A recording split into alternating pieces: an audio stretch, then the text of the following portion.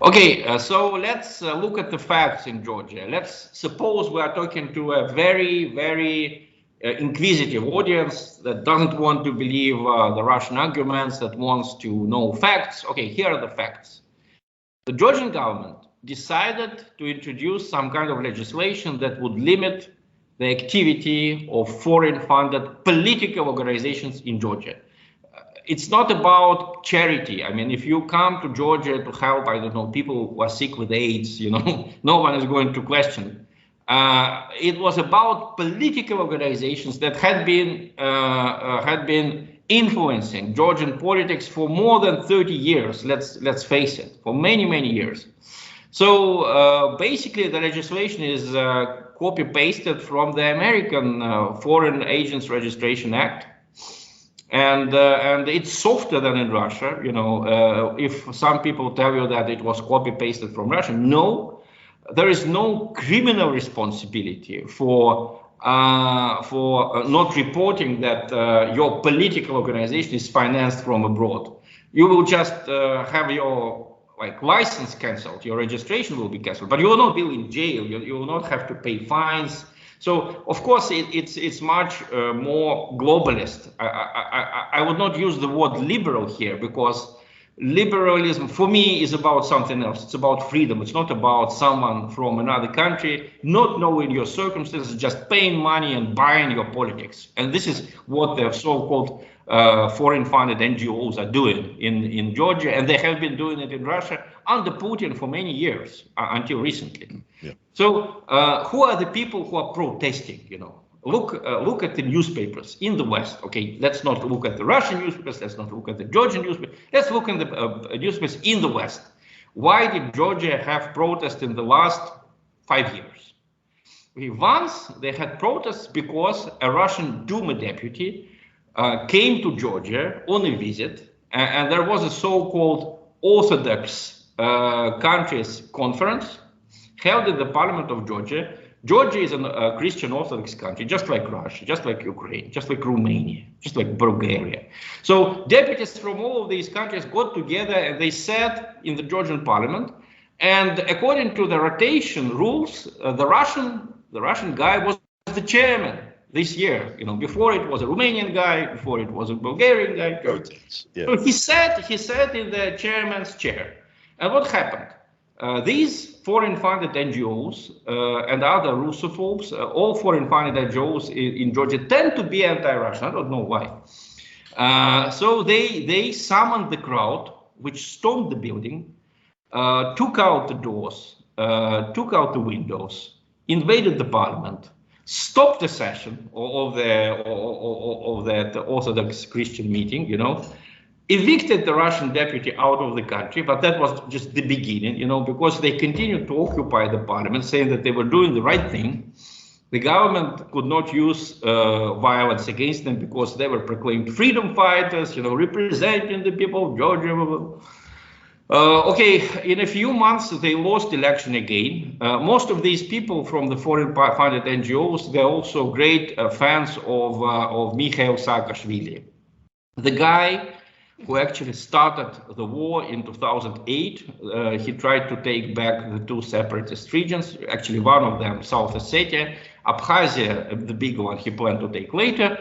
He gambled and he lost because, the South Ossetians resisted and they asked Russia for help. The Russian army came and evicted the Georgian army out of Tskhinval, the capital of South Ossetia. You can look it up in the report of Heidi Tailavini. She was a European, a deputy of the European Parliament who headed an independent European Commission who investigated who fired the first shot. It was Saakashvili. Who started the attack? It was Saakashvili. So, and these people, this was the first protest. It was about 3 years ago, before COVID, before all of these troubles. Then last year, a famous Russian-American journalist, Vladimir Pozner, decided to have his birthday in Tbilisi.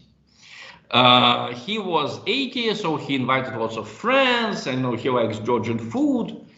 And then someone in the Georgian social networks discovered that 30 years ago, Posner said something about Georgians in Abkhazia, that separatist region, which is now actually has its own government, has its own bodyguards and protected by Russia. Something in support of Abkhazians, critical about Georgians. It was before the war, it was, I think, even before the Soviet Union collapsed.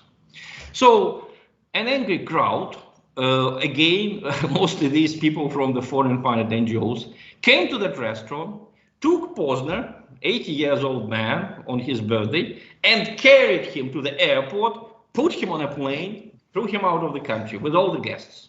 Wow.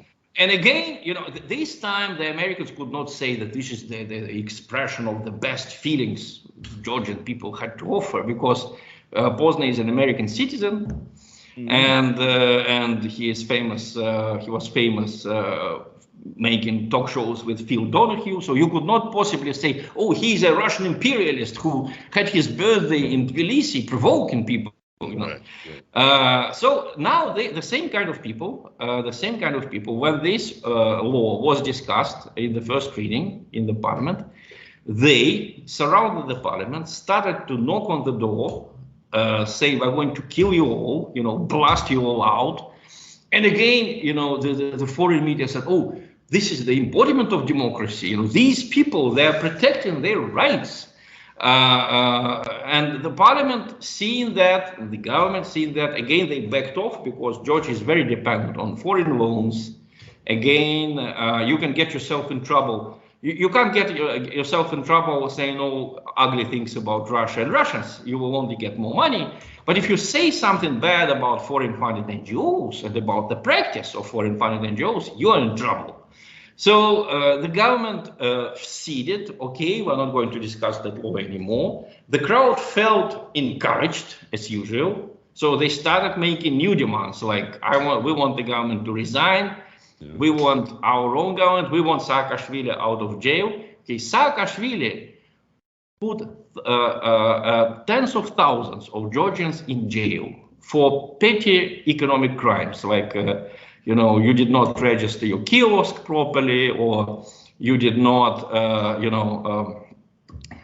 Saakashvili just didn't like you. So lots of people spent lots of years in jail because of him for minor offenses.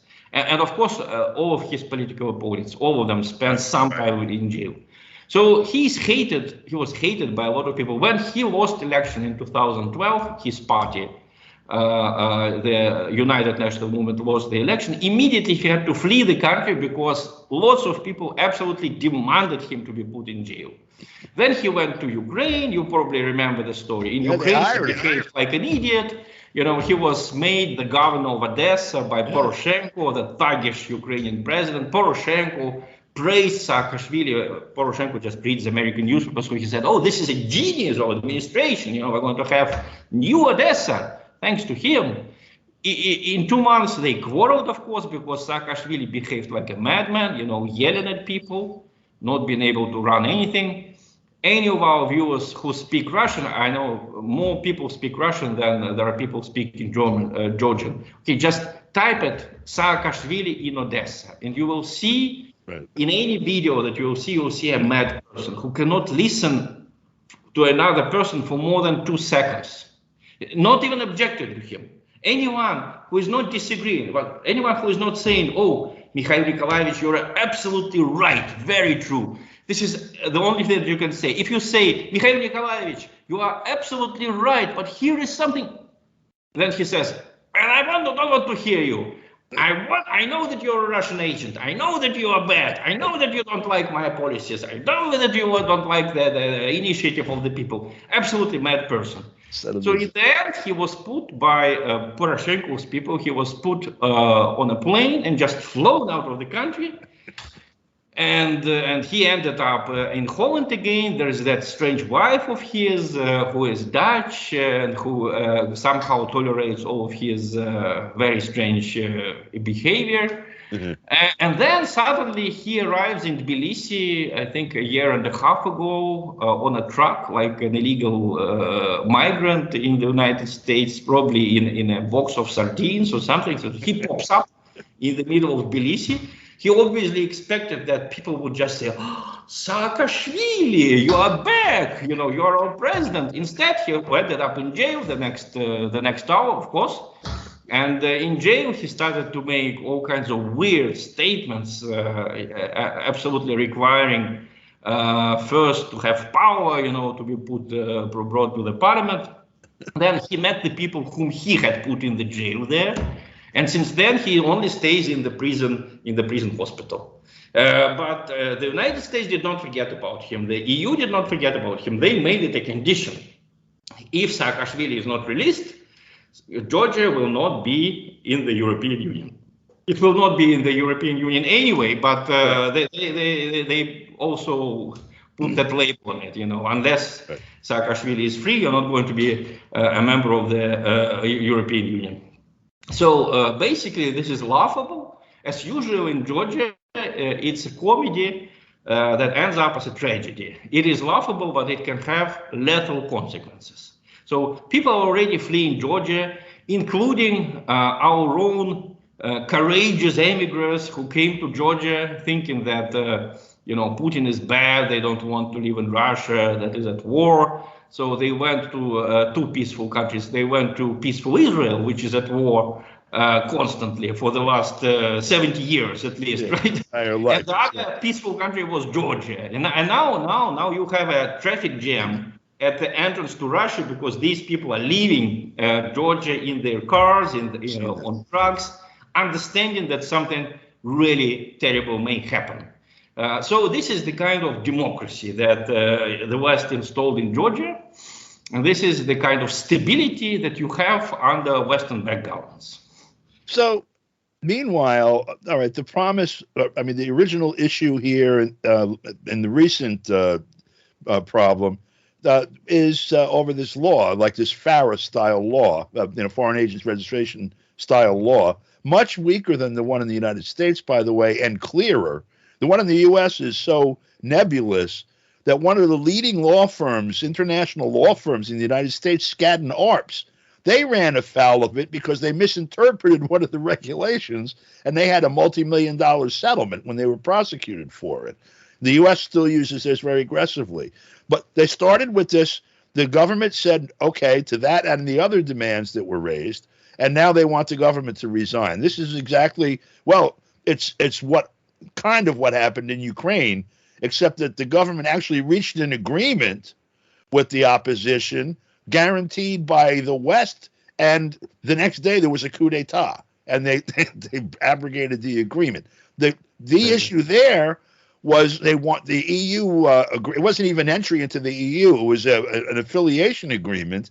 Then they promised that they would be integrated into the EU, and it's 9 years later, and there's still nothing with the EU. You know, the problem is, why did Russia start this military operation in Ukraine? Or if you want, why did Russia aggravate the war that had been going on since 2014? Right. Because no papers, no laws work with these people. I mean, the US foreign policy masters and the EU diplomats. No laws, you cannot speak legalese to them, The story that you just mentioned about the agreement between Yanukovych, legally elected president, recognized by the United States, he was elected in 2010, and we're talking about 2014. His mandate, he had 2 more years to rule.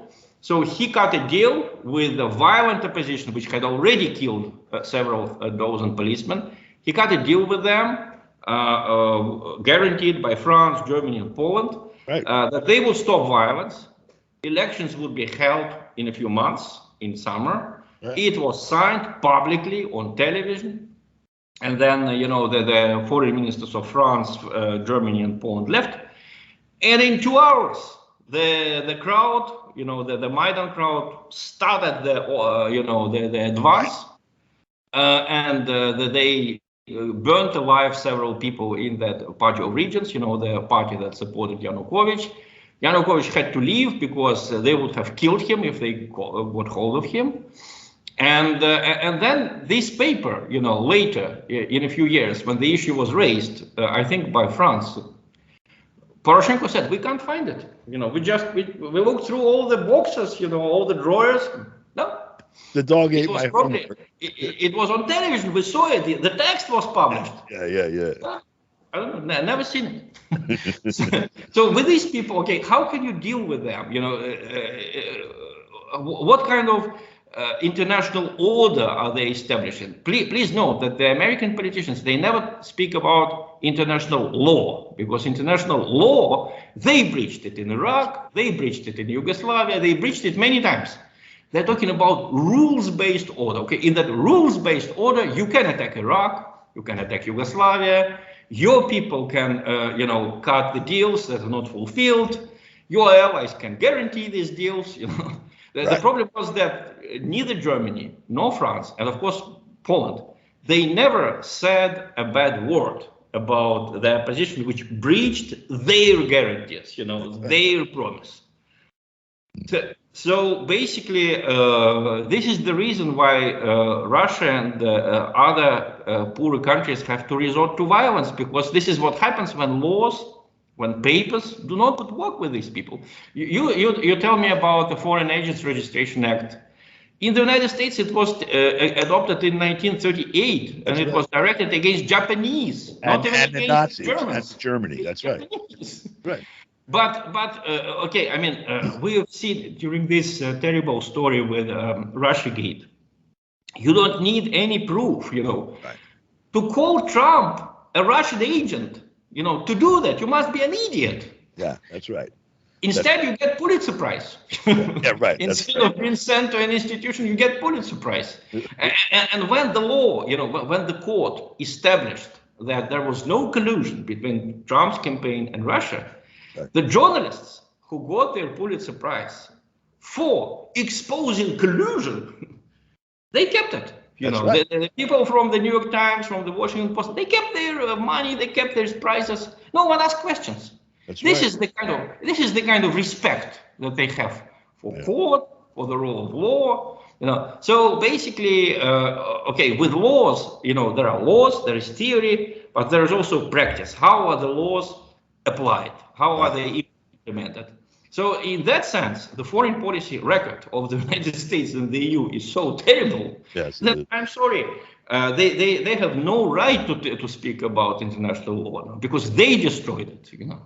As far as pieces of paper go, by the way, you have the two Minsk agreements, which also were supposed to be guaranteed, and we find out not only, of course, we can see that they were never enforced. None of the for example, having a referendum and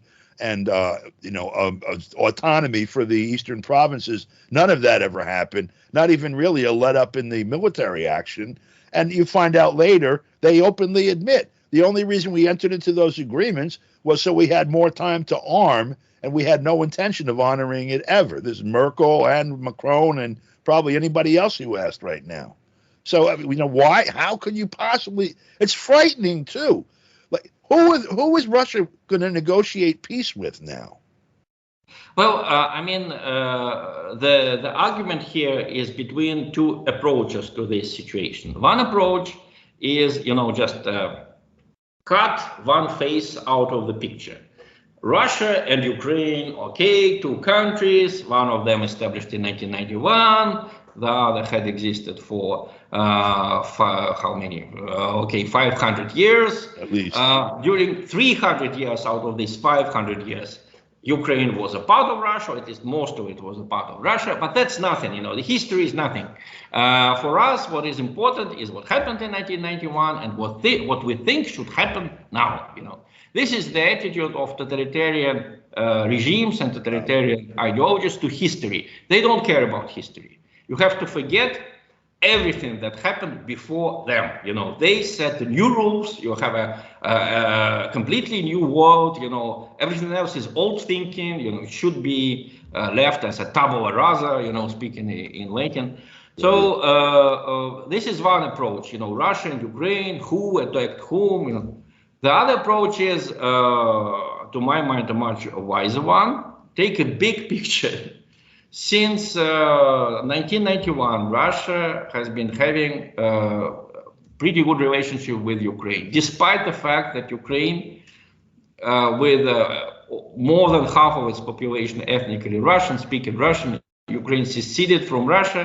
They had their own textbooks on history, sometimes very anti-Russian, their own foreign policy, their own economic policy. Russia did not interfere. Our attitude, the Russian attitude was, if you want to have your country, if you want to be successful, fine, just don't be enemies, okay? That was the same attitude that we had towards Central Asia, Georgia, Azerbaijan, Armenia, the countries which at least made a semblance of being friends, like Kazakhstan. They have common market with us, they can enter the country at any moment. They're citizens, they work with us. There are almost no customs barriers between us. Ukraine, okay, until 2014, there was democracy in Ukraine. So there were pro-Russian parties, anti-Russian parties. Usually the pro-Russian candidate was elected the president because there are more, it's simply, there are more Russian speaking in Ukraine. So they voted for the guy who usually was from East, from Dnipropetrovsk, from Donetsk. Right. But when he came to power, every one of them, Kuchma, Yanukovych, after he came to power, he started to move towards the West because the western part of Ukraine is more politically active. They are more, they use violence much more easily. They're organized, and they had the support of the Western institutions, such as IMF, such as foreign embassies in Kiev. And the reason why Kuchma, the reason why Yanukovych, the reason why Yushchenko, anti-Russian as he was, the reason why they never said, okay, we're leaving all institutions that we have with Russia, we are joining the European Union, their sphere of influence. The reason why they didn't say it was very simple. What was Ukraine? Can you imagine? It's a donkey with two big sacks of sand on it. The linkage between the sacks of sand is very thin. Yes. One sack of sand is tilting you towards Russia, the other one towards Poland and the West. The art of the president was to keep the donkey going, making promises to the West. Russia was much more patient, less promises to Russia, to keep the donkey going. What happened during the Maidan? They just cut off, the linkage. They moved the country west, and of course, the sack that was tilted towards Russia, Donbas, fell down. And the people there protested because they didn't vote for that. Their president was chased out of the country. Their policy line was not respected. So they rebelled. They took control of the local police, local tax authorities. How did Kiev respond? It sent tanks, planes, armed police units. In most of the east of Ukraine, they established the rule by using police. In Donetsk, they couldn't do it. In Donetsk and Lugansk, they couldn't do it. They had to use the army. People got angry, started resisting.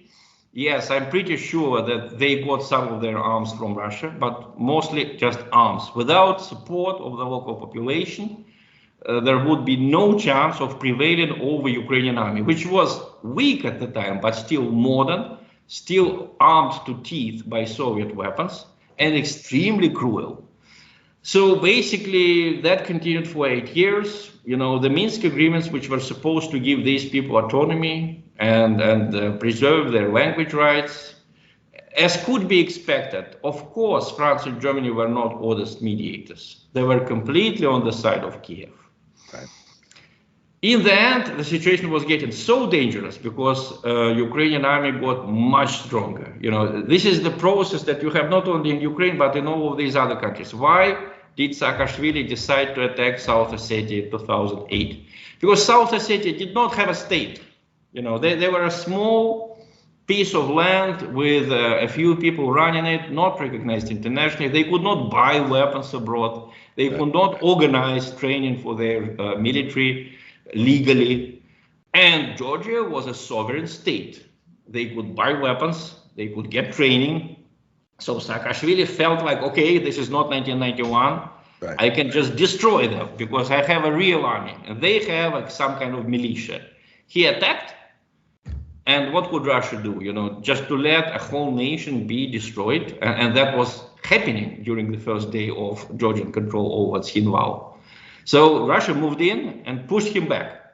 And interestingly, Georgia was the most peaceful anti-Russian country on the territory of the former USSR after 2008, because they suffered and they saw how it would end. When this new phase of war in Ukraine started in February last year, 2022, Georgia did not join the sanctions. Georgia did not open the second front, as the West had been advising them, while their foreign minister, Zaukaliani, explained it very well. He said, we don't want anything that happened in 2008 again, and now this situation may end up, because obviously the West, they're not only interested in Ukraine winning in Ukraine proper, they want to create problems for Russia in other places, such as Moldova, such as Georgia, such as Central Asia. Okay. Yep. But, in general, why do I think they will fail? Not because they haven't got enough weapons. They keep saying weapons, weapons, weapons. They had excellent weapons in Afghanistan. They didn't prevail. Right. They had the best economic advisors and trillions of dollars in Bosnia. It's a mess. They did not prevail in Libya. It's the place is infested with gangs, and it's ravaged by civil war. Why? Because the United States and the European Union are now guided or misguided by a very radical ideology. It only has a semblance of being liberal, It's a facade. Yeah. In reality, it's illiberal, and it's my way or highway. They destroyed Ukrainian democracy, which kept the country together until 2014. They destroyed the attempts by Georgia to build something like a sovereign state now, without foreign-financed NGOs deciding the fate of elections. Right. So that is a fact, unfortunately. So, and you have, if you look at a map of the election in 2010, when Yanukovych was elected for the last time, and you look at a map of, say, the referenda that were held in the East, or you look just generally at the political sentiment, if you look at the whole of Ukraine, and, you see these two factions, very, very strong. I mean, Yanukovych, if you look at it's a red and blue map. It's blue all the way through the eastern part of the country, and then smattered blue. It gets lighter blue and then red as you move west. Or northwest. It's south. Northwest. That's correct. From southeast to northwest is the strong, and it's the same map as essentially the map of the republics that have voted to go on their own now. I mean, it makes perfect sense in the context that you just described. That there's a coup. The government that was elected by the majority of people, because Yanukovych got a good number of votes in the western part of the country also. That's how he got elected. And what he was doing was cultivating that. That was kind of, when he's looking at trying to make those people happy, he was probably relatively sure of his base, and he's going to try to cut into the other one a little bit. It didn't work out, but. Well, what you say is absolutely right for peaceful times. Unfortunately, the war changes everything in an hour. I mean, when people see their homes being destroyed, when they see danger, when they see destruction, they change their opinion. So yes, now it's a different story because democracy was destroyed in Ukraine in 2014, and the last remnants of law and order were destroyed in the beginning of the last year, when basically Zelensky prohibited all opposition parties except Poroshenko's, which is also very pro-Western. So it's like the one party is yes, and the other one is yes, sir, for the West. Right. But also, yes, a lot of people who used to vote for Yanukovych, who used to love Russia, they are, of course, afraid and alienated, partially by the strikes from Russia, partially by the terror unleashed by Zelensky, just, I mean, listen to people who emigrated from Ukraine, not only to Russia, but even to Europe. They will tell you what kind of democratic regime exists there. It's a totalitarian regime. And the reason, when people in the West say, oh, how come Ukrainians are resisting so fiercely? Well, part of it is this new identity that had been created during the last 30 years. And part of it is just, totalitarian regimes are sometimes very strong militarily. Yeah. They have a huge mobilization potential.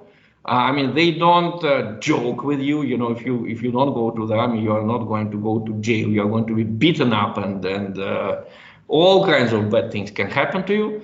So actually, it's a totalitarian regime that exists in Ukraine, and the West is saving a totalitarian regime. And a lot of people, Ukrainians whom I meet in Moscow, refugees or people who had left before the war was aggravated, they all say, I don't want to live in Ukraine. If if Russians leave and there is again Zelensky and Poroshenko, I don't want to live there.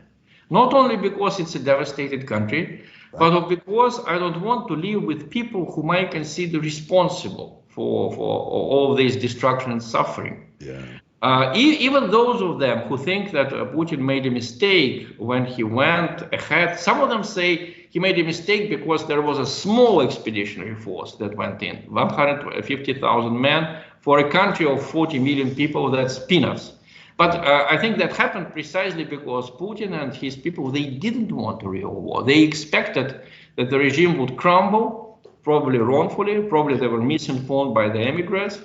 But even if you listen to Zelensky's former aide, Arestovich, the smartest of them, the savviest political spin doctor, he said recently that in the first 5 days, Russians were not fighting. They were trying to, push us with their fingers, expected that the whole system would collapse. Yeah. And first we were afraid, then we saw that they are not so cruel, they're not, killing us.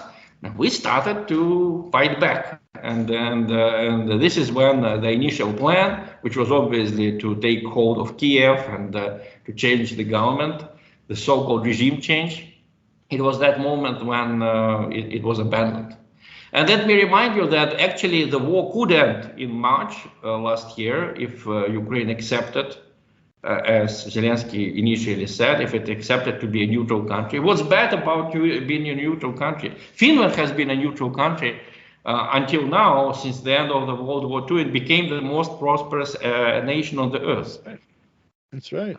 By the way, when Americans say, "Oh, Putin, by his actions, he provoked Finland's joining NATO," again, read your newspapers. Yeah. Finland and Sweden have participated in hundreds of military exercises together with NATO between 2014 and 2022. Yeah. It has been de facto a NATO country, Finland, for all of these 8 years, maybe more. And that long border, on all of it, you have not only Finnish troops, you have NATO troops. My Finnish friends tell me that they actually digging in the same trenches where Germans had been positioned. Yeah. Before the war of 1941. And that's really. So and Finland was an ally of Nazi Germany. Let me remind you. Few people know it. The UK, or Great Britain, as it was called at the time, the Great Britain declared war on Finland in the early 40s because Finland was part of the siege of St. Petersburg or Leningrad. Yep. So basically, what this war, what this action of Russia did, it just made the situation much more clear. It precipitated what had to happen with global South versus global North colliding in Ukraine. And the only problem which some observers note is that the global West is helping Ukraine openly, shamelessly. Global South is kind of a little more diplomatic. Some countries, yes, they do help Russia, but they don't do it openly because they're afraid of sanctions, they're afraid of pressure. But when I listen to Indian commentators, Arab commentators, they all say, look, if the West supplies weapons to Ukraine, why shouldn't Eastern countries supply weapons to Russia? That would only be fair. Right. That's right. Okay, thank you so much for your time, and I really appreciate you explaining this to our listeners and our viewers, and I appreciate the work that you do, of course, and have done for many years, and I appreciate also being my friend. Thank you. See you, my friends. See you. Bye-bye. See you too. Take care.